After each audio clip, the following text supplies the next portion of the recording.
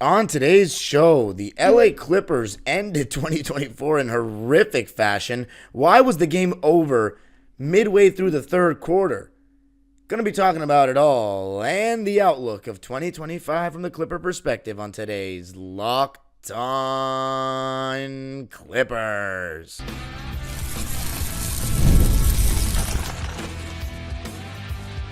You are Locked On Clippers, your daily Los Angeles Clippers podcast, part of the Locked On Podcast Network, your team every day. Yes, sir. You were locking in with the Clips. Thank you for making Locked On Clippers the first listen of your day, your team every day. I'm your host, Darian Vaziri, born and raised in LA and been a Clipper fan for 20 years. Been covering the Clippers on my own personal YouTube channel for Dime Dropper for 5 years and Locked On Clippers now, this being season 3. Make sure you subscribe to both of those channels and you can find them wherever you get your podcasts. And Locked On Clippers has a daily newsletter written by yours truly. Sign up for free now at lockedondaily.com. It would be really appreciated if you signed up for your boy. And this episode is going to be talking about the game against the Spurs. What a catastrophe it was. KPJ and Mo Bamba, because I'm just about tired of their presence in our rotation. I'm going to be going in depth about that a little bit. And then the outlook for 2025 for your LA Clippers. And it is a pleasure to bring you another year of Locked On Clippers podcast. I want to just say a thank you to everybody and a happy new year to everyone, to Clipper Nation, and wherever or whoever you support. If you're listening, happy new year to you as well. I'm blessed to see another year. It's always a blessing to see another year, and there will be no, unless I get fired, there will be no change in the Locked On Clippers hosting this year. I plan on being the host for the entirety of 2025. And if you hate me, it sucks for you. And if you're, rolling with your boy, whether it's just recently or for a while now, excited to have you along for another year of Clipper Pods. Let's get this thing up to 8,000 subs this year, huh? But the Clippers, they were also ready for the new year last night. I mean, they did not really come out to play. I had the sense that they wanted to go get to their parties already because, yikes, unless they had the flight out to OKC that night, I would think that they arrived in OKC today on Wednesday because, yeah, you don't want to do that to professional athletes, do you, after a game? Stay in the city? And I bet you James Harden went to Houston. That would be my guess. But, should we start with James Harden? I think he's the MVP of the team, so I'll start with James Harden. I thought even in the first quarter when he was scoring points, his process was horrific. But just about every single thing I dislike about his game was coming out. He wasn't playing D, but every single possession was him dribbling around for an hour and either passing last resort towards the end of the shot clock or just, there was one time where he didn't give it a zoo down low on a switch. And, it was very hard to watch. And meanwhile, Norman Powell is not doing anything. He's just standing around watching. He's not coming off screens with the same kind of intensity that you normally see him come off screens with. He didn't really look like he wanted the ball. And Norman Powell, he finds a way to get the ball. That wasn't happening. And then, KPJ comes in and he's doing his thing. Zubats is looking a little intimidated by Wemby, at the rim and drop coverage. Both teams are playing drop coverage in the Clippers. We were like, oh, well, Wemby's got that outside threat. Yet he hadn't really made many pick and pop threes in the game. And we start putting, first of all, he was 1 for 6 from 3 in the game. And we start going with Zoo guarding Jeremy Sohan so that if they want to put Zoo in the pick and roll, Jeremy Sohan has to set the screen, right? If Wemby sets the screen, you have someone like Harden or Norm or Nico or Derek guarding him. But Wemby's improved considerably when it comes to taking advantage of smaller guys. I've talked about on this podcast and my own that you could switch these bigger wings like your Derek Jones Jr.'s and your Nicholas Batums onto Wemby and he wouldn't do anything last year. Even when we came back from 25 points down earlier this season, in the game I was at, great video on my channel, that we were able to switch and have some success. But this time, he went at us. 27 points, 9 rebounds, 5 assists, 1 steal, 3 blocks on 10 for 18 shooting, 1 for 6 from 3, but 9 for 12 from 2 for Wemby and 6 for 7 from the line in just 26 minutes. He was the best player on the floor, and I'm afraid he might just be the best player of these two teams without Kawhi. Is Wemby better than James Harden right now? He's definitely having a better season, but are we ready to say he's better because he's on the up? He's on the rise and Harden's on the decline. But Harden does have all that playoff pedigree. We still haven't seen Victor Wembanyama in a playoff game. So that's honestly a question for the chat or for the comment section. Is Victor Wembanyama better than James Harden? Am I being ridiculous by not admitting it right now based on the season they're having? I'm very respectful of what a player's done. But regardless, I'm not here to gawk about how great Wemby was. We just didn't come out to play. I get the schedule thing, right? We ended the game against New Orleans at about 7:30 local time there. And then we have a game at 6 o'clock the next day. So less than 24 hours between the end of one game and the start of another. I think that's a little bit harsh. So I don't blame the players for having less energy. But they pretty much mailed it in. We should have just load managed and let these guys go party early. That's my takeaway. We should have just, because this is the third game of the season where we didn't come out and try. The Minnesota game at Intuit Dome, and then the game against the Nuggets in Denver. Those 3 games, I just don't think we came out with any intensity, any intent to win the game. We gave every quarter in this game. Started out by being down 17-31. So even though James Harden had 13 of those 17, I repeat, his process was horrible. And if anybody wants to challenge me on that, I have some time before the kids get back to school next week. We can do a playback and I can show you. It was ridiculous. Because I'm noticing that Clipper fans starting to see what I see in games because we're all on the same side. But then I get these ridiculous Harden fan losers in the comment section that any slight against James Harden, even if it's literal facts like last game where he wasn't playing defense, they take it personally. You know what? There's no Norman Powell stands complaining about the fact that I just said he didn't come get the ball. Zubats, he was playing soft in this game. KPJ, he was doing nothing good. We could toss the blame everywhere. The problem is there's only one party that gets butthurt, and it was the same with Westbrook stands when they were here. It's you guys that go around terrorizing these content creators for saying honest things, or maybe just not worshiping the ground that person walks on. James Harden, to me, he was ready to party. Norman Powell, he was ready to party. Everybody else, I don't even know what good things there is to say about the team.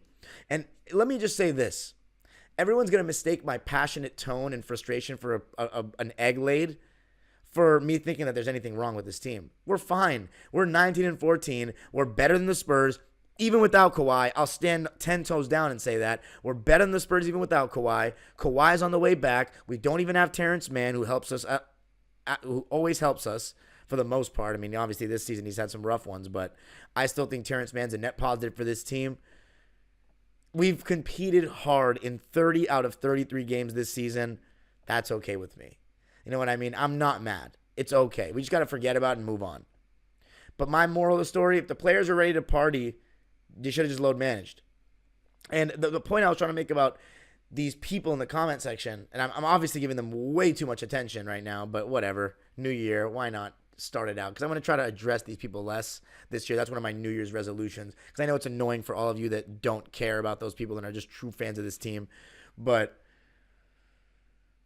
I will and just because one person does something badly on a basketball court does not mean they're being hated on because I'm calling it out. You want me to be dishonest or you want me to be honest? We can break down the footage together. And I always ask these people these questions and they never want to do it because they're all scared. They know they can't. Break footage down with me. Talk the game. This is what I do. Not because I get paid to do it, because I love to do it. I wasn't getting paid in 2021. I didn't care. You know what I'm saying? But I still love talking game. So if you want to look and tell me that Kevin Porter Jr. and James Harden were making good plays just because Kevin Porter Jr. had 4 assists in the game. Let's see. Yeah, 4 assists in the game, and James Harden was 5 for 11 from the field and had 17 points, which led our team in a game that we lost by 36 points. Nah, it's not going to do it for me. They didn't try. They didn't really try. And I don't usually use that card that much. 122-86 is the final. Ty Lue is not exempt of blame either. His strategy was ridiculous. Let Wemby shoot threes until he starts hitting, and then we'll adjust. Not just fear him so much like he's Jokic on the pick and pop. So anyway, coming up, going to be talking about why KPJ and Mo Bamba should not play anymore. I gotta tell you a little something about Rocket RX. Today's episode is brought to you by Rocket RX. If you're ready to boost your confidence and take control in the bedroom, Rocket RX has the solution. Imagine feeling more prepared and performing at your best. Rocket RX makes it simple and stress-free. Rocket RX offers FDA-approved treatments for ED at a lower cost than branded alternatives. No more uncomfortable doctor visits or pharmacy trips. Everything is delivered straight to your door in discreet, plain packaging. With Rocket RX, you'll get trusted care from a real U.S. clinical team. Complete a quick 100% online consultation, and you could get your free prescription today.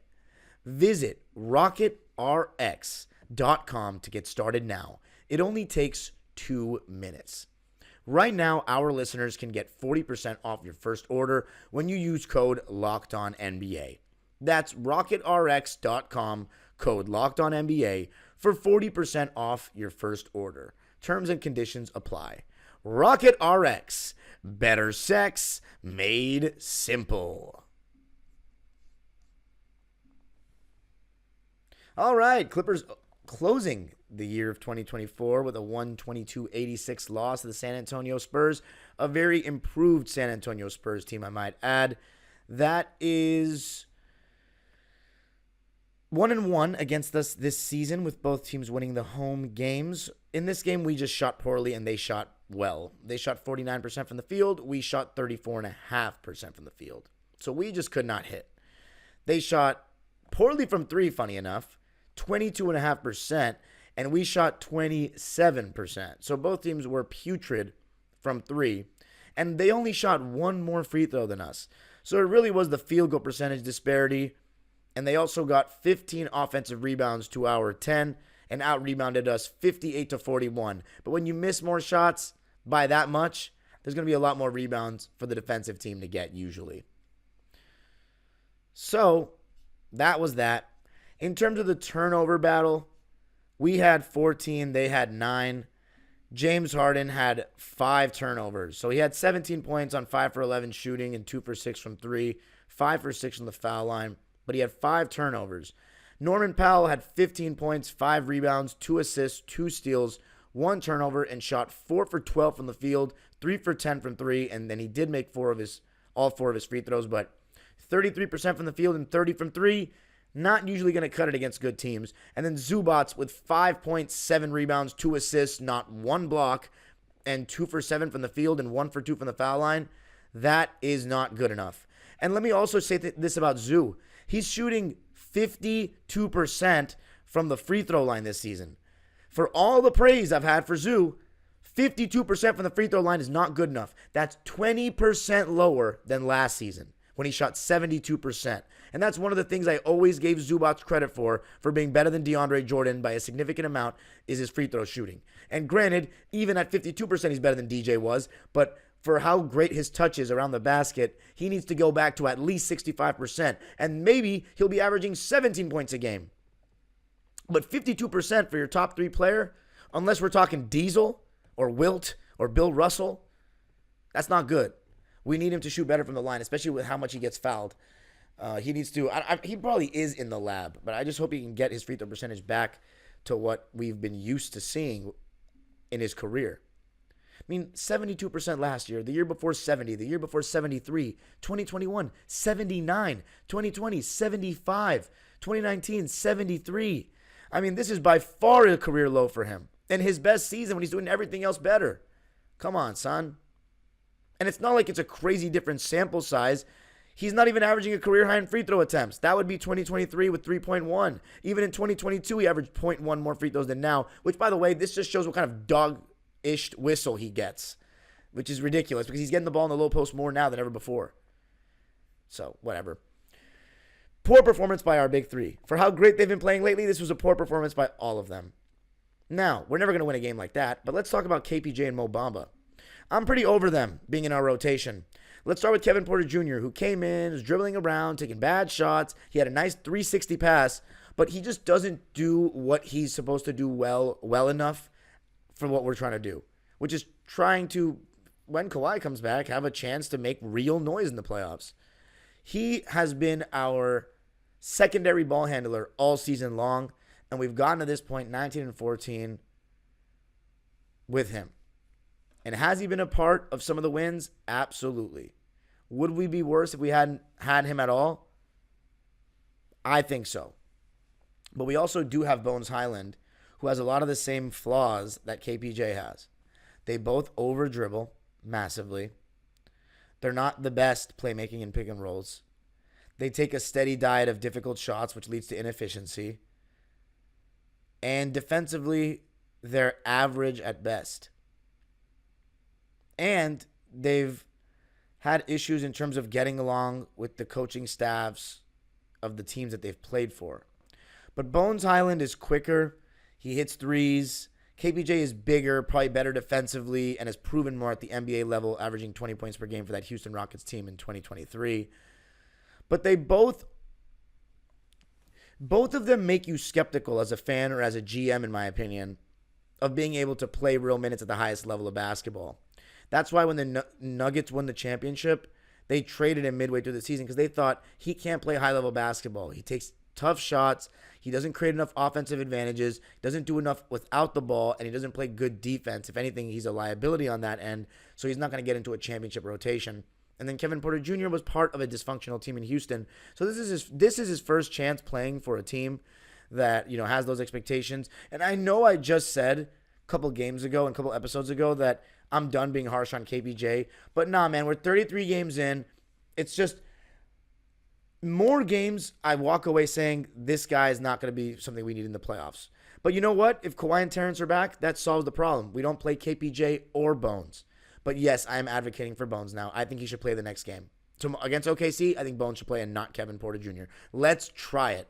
Kevin Porter in this game, 2 points, 4 rebounds, 4 assists, 1 turnover on 1 for 6 shooting and 0 for 2 from 3. And don't worry, I'm going to be fair. I'm not going to conveniently leave out Bones, who was 2 for 10 in garbage time minutes and 1 for 6 from 3. The difference is they're garbage time minutes. And I genuinely have always believed that a player, you cannot get an accurate read of them if they're only getting minutes when the game is in question. Because that becomes desperation minutes for them to make a point. The game isn't very serious. There's no pressure. Whether someone plays great or badly, I just don't think it's enough. Now, when you're a player like a Kobe Brown that's trying to play those minutes to prove to the coaching staff that you're still an NBA player, those minutes matter. I think we all know that Bones Hyland's an NBA player, but will he ever get the opportunity to show that on a good team? Maybe he has to go to a bad team. I don't know. All I'll say is I think he should get a chance over KPJ. I think KPJ with 1 for 6 in the field and 0 for 2 from 3 in 13 minutes, a minus 12. I think we've seen enough that we know what KPJ is, and that's that he's an impressive mid-range scorer. He's got a solid handle. He's a decent passer when he wants to be, but he's a ball stopper. He slows down our ball movement. We already have James Harden, who likes to dribble a ton and is top 10 in the league in time of possession, but he's good at getting guys open shots. Kevin Porter, not really. And he's so hit or miss with his shot making. And defensively, he's just okay. He's not a smart defender. He's not a high IQ player. He's a talented player, but I think he's best served on bad teams. Our team is too serious for him, in my opinion. He's averaging on the season 41%. He's averaging 10 points, 9.6. I'm rounding up. On 41% shooting and 25 from 3 and 65 from the line. So even though in his last 10 he's shooting 37% from 3, on the season in 29 games, he has bad field goal percentage, bad free throw percentage for a guard, and terrible three-point percentage. He's also doing things that don't go in the stat sheet that hurt the team. He's shooting, in the last 3 games, 17, 22, and 36%. That's coming off of when he shot 67%, 45.5%, and then the games before the Utah game where he literally shot 12.5%. 50, 44, and 60. So he had a little stretch where he was shooting better. I just think it's fool's gold. And 2 of those games that he shot better, 3 of them actually, we lost. So let's give Bones a chance. Now, the same thing is going to be said for me about Mo Bamba. I have said before the season started, I've not seen anything from Mo Bamba that shows me that he's a rotation player for a solid team. Honestly, I'm being proven right. 2 points, 2 rebounds, 1 assist on 1 for 4 shooting, 0 for 3 from deep. I called him a fake pick and pop big, and he is shooting 20% from deep. He doesn't do anything particularly well at the NBA level. I can, at least with Mason Plumlee, I said he's a good roller and he can finish around the basket well. Mo Bamba does nothing great. He does nothing good at the NBA level. I would rather have Kai Jones. Play him. And again, I know Kai Jones played. I don't know why he was shooting threes, but he was 2 for 6 in the field, 4 points, 4 rebounds in 17 minutes with a block. I think we should give him a chance. By the way, Nicholas Batum didn't do anything in this game either. 13 minutes, a donut, 0 for 1, and of course, that shot was a 3. So what's the solution? Yeah, I say Kai Jones. I'd say play Kai Jones and play Bones Highland. When Terrence comes back, here's what I'd go with. Zoo, Derek, James, Norm, Chris Dunn. Starting lineup stays the same. You play Nico, you play Amir, you play Terrence, and you play Kai. And then you play Bones. That's your 10. Kawhi comes back, you take Bones out of there, and you play the rest. That's my solution. Let's read some of the lines for other guys. Derek Jones Jr. didn't do much. 6 points, 2 rebounds, 1 turnover on 2 for 5 shooting, 1 for 3 from deep, and 1 for 2 from the foul line. Chris Dunn had 7 points, 2 rebounds, 1 assist, 1 steal, and 1 turnover on 3 for 6 shooting, and 1 for 3 from deep. Amir Coffey, one of the only guys to get in double figures.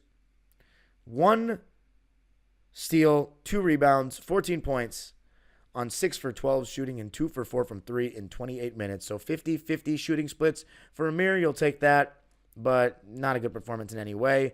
Clippers are 19-14 now, 8-8 on the road. We got OKC coming up on Thursday. And I'll tell you what, even if we were to lose that game, because OKC is great and they're killing, 19-15 through 34 games, I will absolutely take that. And OKC right now, well, they've won 12 games in a row if you don't count the in-season tournament championship. 12 games in a row. So, look, we lose that game 19-15. I'll still take it. Coming back for Kawhi and coming back for home games in 2025. Coming up, going to be talking about what the year 2025 holds for the Clippers. What should be our expectations and goals. Going to be talking about that coming up.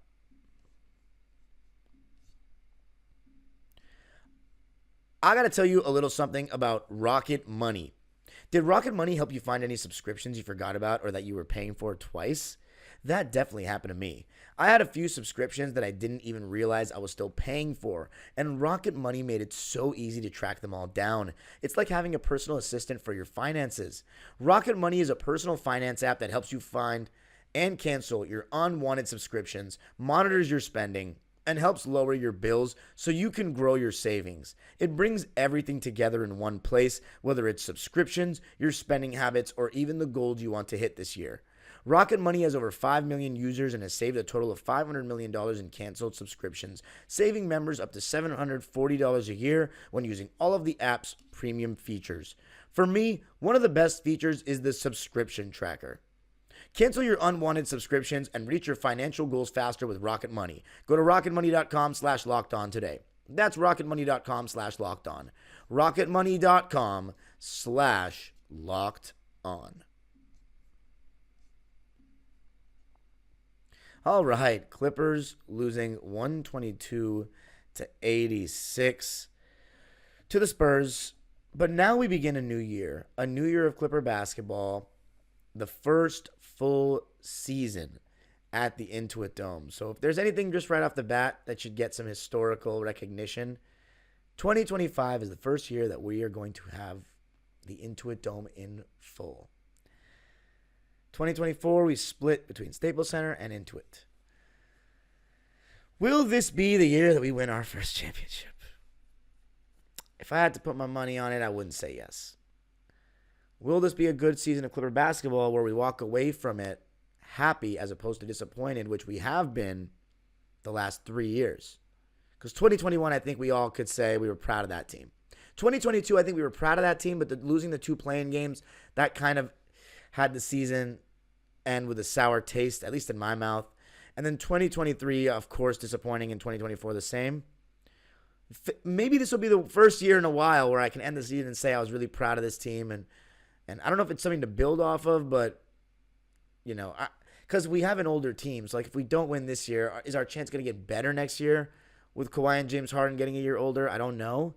But hopefully we get to keep our pick. That would be huge. And I don't know if we should. I mean, of course, the goal for the team should be to win a championship. As far as how I feel as a fan, I think the goal is let's get some more sellouts at the Intuit Dome second half of the season. Let's make the playoffs outright, top 6 seed. That would be a huge, huge accomplishment, given that we went into the season getting predicted as a 12th place finisher or a 10th. I had us, I think, 9th or 8th because of the health. But we could be even better than that. Right now, we're better than that. We enter 2025 with the 5th seed in the West. No, 6th seed. I'm sorry. The Denver Nuggets are 18-13 and we're 19-14. But all these things can change with like a win or two. You know what I'm saying? You've got the Lakers who are half a game behind us. I mean, all of this can fluctuate. So it's something to watch. But I think making it to the playoffs outright would be an accomplishment. I think even making the play-in would be an accomplishment considering, let's say, and this is not going to happen, let's say that Kawhi Leonard plays on Saturday against Atlanta. That means he will have missed the first 34 games of the season. So he can then play a maximum of 48 games for the remainder of the season. And I'm telling you right now, he's not going to do that. He's not going to do that. He's not going to play every single game. So we'd be lucky to even get Kawhi for 41 games. And the fact of the matter is he could be playing his best basketball going into the season, which is very rare for a player to miss that many games in a regular season, but be going into the playoffs playing their best. But that's what the Clippers are trying to go for. Was that their master plan all along? I don't think so. I don't think anybody could have quite anticipated just how well we've played. But, hey, man, it's exciting times, and I think 2025 should be a good year for us. But we'll see. It's not like my predictions have been good in the past. I just analyze the games. You can follow me on Twitter and Instagram at DimeDropperPod. Subscribe to my own YouTube channel, Dime Dropper, where I went live to talk about both the Clippers and Laker game on New Year's Eve, unedited and uncut. And Locked On Clippers is free and available wherever you get your podcasts. Make sure you subscribe. If you can't watch on YouTube, you can listen on audio. Or if you can't listen on audio, you can watch on YouTube. Whatever's easiest. Make sure you listen, though, and subscribe so we can get up to 7,000 subscribers. To know we post a video, hit the notification bell and put your notifications on. And make sure you subscribe or sign up to the Locked On Clippers newsletter. I write it every day, and it takes time, so it would be really appreciated if you signed up. LockedOnDaily.com is the place to go for that. Clipper Nation, talk to you tomorrow in lieu of the OKC duel. The age-old proverb continues. Go Clippers.